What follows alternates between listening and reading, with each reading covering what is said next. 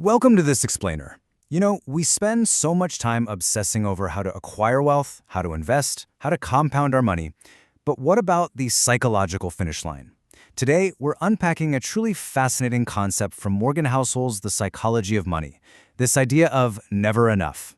We're going to look directly at the source material to see exactly what happens when the pursuit of wealth becomes a destructive force rather than a liberating one, and, more importantly, how we can protect ourselves. Section 1. The Fall of Rajat Gupta. All right, let's just dive right into this with a high-stakes, real-world cautionary tale. It forces us to ask a question of absolute disbelief. Why on earth would someone who literally has it all risk everything for just a few extra dollars? Let's look at Rajat Gupta. This isn't just a story about a crime, right? It's a window into a massive flaw in human psychology that honestly affects almost everyone to some degree. So, Gupta was born in Calcutta and orphaned as a teenager. He didn't just start from scratch. As the source notes, he couldn't even see the baseball stadium, let alone start on third base. And yet, he achieved incredible success. He eventually reached the absolute pinnacle of corporate wealth and prestige by sitting on the board of directors of Goldman Sachs. He had a fortune estimated in the hundreds of millions. Hundreds of millions. But he wanted more. He wanted to be a billionaire. And this perfectly illustrates the sheer danger of that desire. $17 million. That's the amount of illegal profits the SEC claims Gupta helped generate through insider trading. Picture this, it's 2008, right in the middle of the financial crisis, and Warren Buffett was planning to invest $5 billion to bail out Goldman Sachs. Well, Gupta learned of this in a board meeting before the public did. Literally just 16 seconds after hanging up the phone from that meeting, he tipped off a hedge fund manager who immediately bought a massive amount of Goldman stock. Gupta threw away a lifetime of hard-earned reputation and went to federal prison, all for a fraction of what he already legally possessed. It's crazy. Now you might be thinking Gupta is just an isolated case, but let's actually draw a parallel to Bernie Madoff. We all know Madoff as the mastermind behind the most notorious Ponzi scheme in history. But what's so often forgotten is that before the massive fraud, Madoff ran a highly successful, completely legitimate market-making business. Former staffers said this legitimate arm of his business made between $25 and $50 million a year. By any measure, he was legitimately and hugely wealthy. So we are forced to ask again, why? Why would someone with so much, someone earning tens of millions completely legally, be so desperate for more money that they risk utter ruin? Warren Buffett actually hit the nail on the head here. Reflecting on these massive financial failures, he said, "There is no reason to risk what you have and need for what you don't have and don't need." It sounds so obvious, doesn't it? It emphasizes the sheer absurdity of risking the essential, your freedom, your reputation, your baseline financial security, for the entirely unnecessary. Yet absolutely brilliant people do it all the time. Section 2. The Trap of Social Comparison. So what is actually driving this irrational behavior? Well, it's not necessarily greed in a vacuum.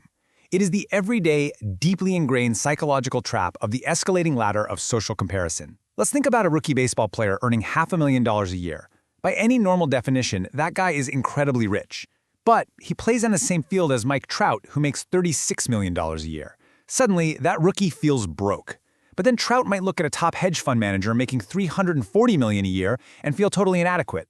And that hedge fund manager, he looks at Warren Buffett or Jeff Bezos, whose net worth can increase by $24 billion in a single year.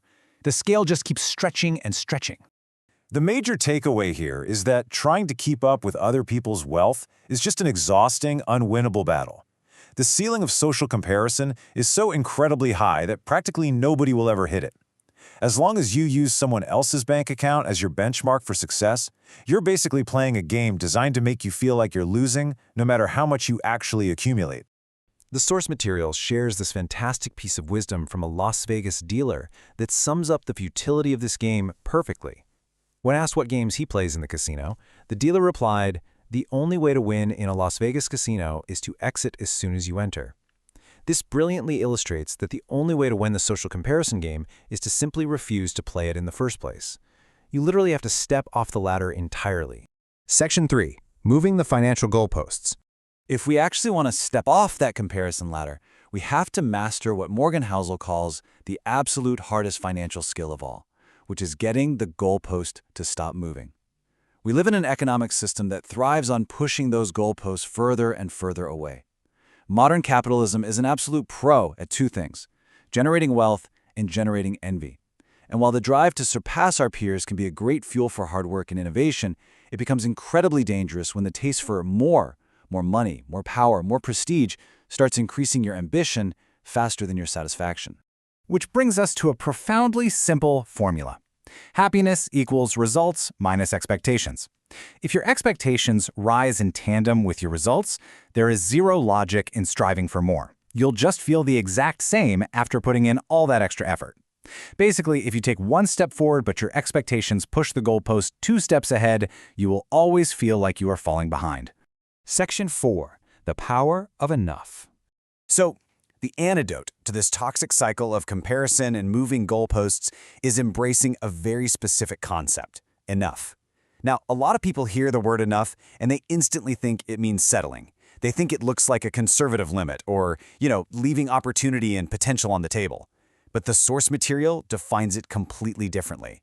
Enough is realizing that the opposite, an insatiable appetite for more, will ultimately push you to the point of regret. It's a vital, protective boundary. The source text actually builds this out with a really visceral analogy. Think about overeating.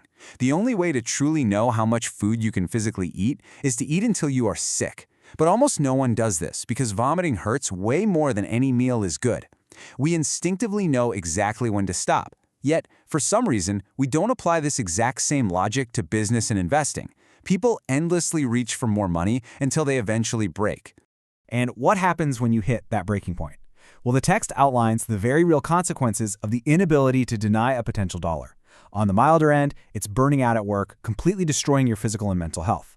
A bit further down, it's creating unmaintainable, highly risky investment allocations that inevitably collapse. And on the extreme end, it's the catastrophic ruin we saw with Rajat Gupta and Bernie Madoff at the beginning of our explainer, resorting to stealing and fraud simply because every single dollar is seen as worth reaching for, regardless of the consequences. Section 5. Never worth the risk. If chasing more can lead to ruin, we have to define what is truly invaluable in our lives, the things we must protect at absolutely all costs. The source provides a phenomenal list of these irreplaceable assets, things that are never, ever worth risking for any amount of potential financial gain.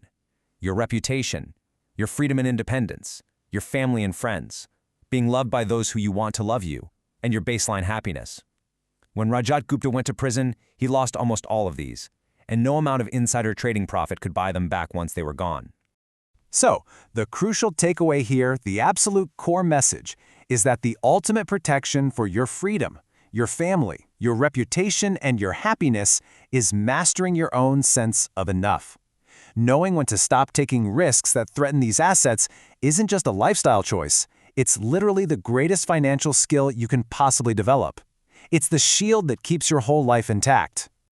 We'll wrap up our explainer today with a challenge for you. We all spend time charting out our financial goals, right? How much we want to earn, how much we want to save, what we want to buy. But do you know what your enough is? Have you actually defined the point where the pursuit of money stops and the true enjoyment of life begins? Take some time to figure that out because as we've learned today, it just might save you from risking everything. Thanks for joining me to explore this incredible concept. Keep learning, keep questioning, and I'll see you in the next explainer.